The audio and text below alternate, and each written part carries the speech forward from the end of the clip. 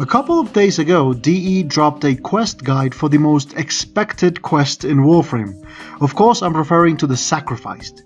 Teased almost a year ago, the writing on the wall has been the question when.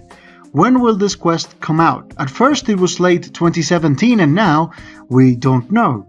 Still, this new quest guide seems to be a sign that the sacrifice is closer. So today, let me walk you through it, with all you need to have in order to enjoy this new experience as soon as it comes out. I'm Deuce, and thanks in advance for watching.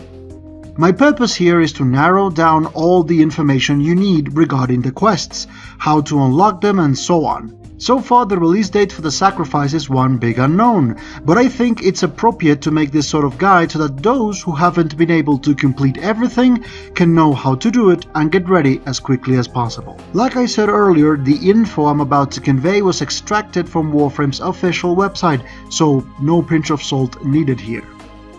The first quest you must have completed is War's Price. Logically, it's the first quest you do in the game, and as such it has no requirements other than booting up the game for the first time. If you're one of those veterans that skipped this quest when it was first introduced, don't worry. According to the developers, it's considered as completed and it won't affect your progression down the line. Next up is Once Awake. It was recently introduced as replayable, and in order to gain access to it you need to unlock the junction from Venus to Mercury. For that you have to defeat the Jackal on Venus, complete 10 waves in a defense mission located in the node Tessera, also on Venus, rescue a hostage on the Linear node, again on Venus, and defeat 10 Eximi units. You guessed it, on Venus. These enemies tend to show up more the further you advance on an endless mission, so you can use that Tessera defense to get two birds with one stone. Moving down our sacrifice requirements list, we have the Archwing quest. For it you need to unlock the Earth to Mars junction. In order to do that you need to complete the Once Awake quest, defeat 150 Frontier Greniers, which is the specific unit types that show up on Earth, collect 500 Rubido, and clear the spy mission on Suisei, Mercury. As a side note, Archwings are also a must in order to complete some missions on Uranus and for the Limbo Theorem quest. Now we need to complete Stolen Dreams, which is also the quest where we are introduced to Maru. To access it you have to unlock the Phobos junction on Mars, and for this you have to kill 150 enemies on the same mission on Mars, scan 3 Cephalon fragments, so scanners ready, and open 3 Lith relics. For this last requirement you don't need to do it specifically on Mars, it can be anywhere. Number 5 in our to-do list is the new Strange, Chroma's quest. To unlock it you need to join Semaris' syndicate and talk to him on any relay. Also you have to complete the Europa junction, which requires to finish the Stolen Dreams quest, the Exterminate mission on Theshep, that's on the Void, and to craft a Warframe Spectre. Not any Spectre, it has to be from a Warframe. During this quest you will spend most of your time scanning things with the Synthesis Scanner, which is the one provided by Semaris, so be ready. Once that's done, it's time for Nata, a quest that tells us a bit about who is the Lotus. The junction you need to clear this time is the Uranus junction, and for that you have to defeat Sargas Rock on Saturn, open 3 Meso relics, craft a Mastery Rank 1 or higher weapon, build a Derelict key. The blueprints for those are found on the market, and if you have trouble finding them, simply type key on the search bar. That should do it. In addition, you also have to scan an Oculist on Uranus. The Oculists are blue, weird-looking floating drones that make a very peculiar sound and look like nothing you've ever encountered before. Remember that completing a codex entry requires several scans for anything on it. This includes the Oculists. Small piece of advice: if you see one, scan it first, shoot it later.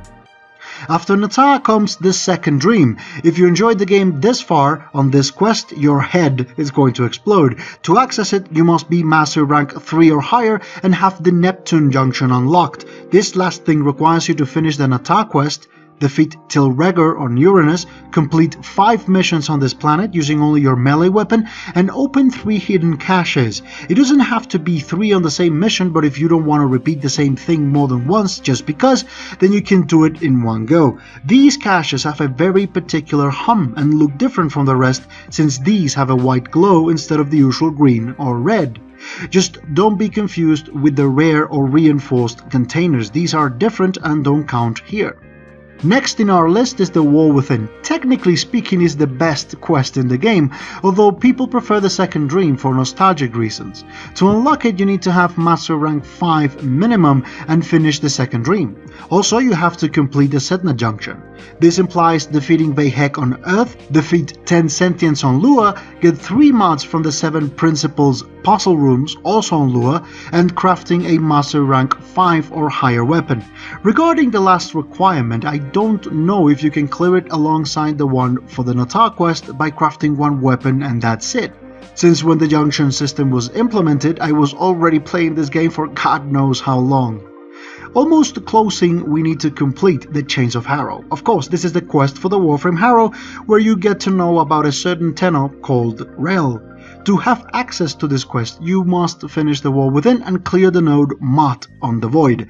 In this quest, you have to trap a bunch of things using the kinetic siphons sold by Samaras. You're going to need a ton of these, so be ready.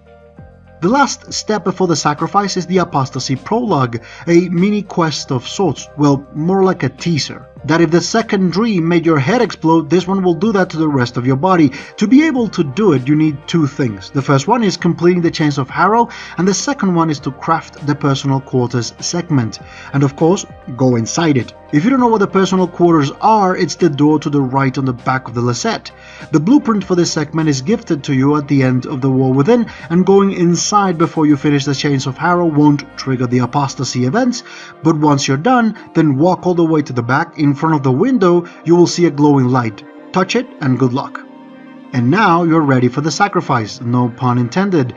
This guide should help you out in getting everything ready beforehand so that you get to enjoy the next big thing as soon as it comes out. The link to the Warframe site where I got all of this will be in the description, so if you want more details, you can check it out there. For my part, this has been all for now. If you enjoyed the video or you found it interesting, please consider giving it a like. Don't forget to subscribe for more Warframe content and follow me on Twitter to keep up to date with everything. Again, thank you very much for watching. Wherever you are, have an amazing day. I'll see you in the next one. Take care.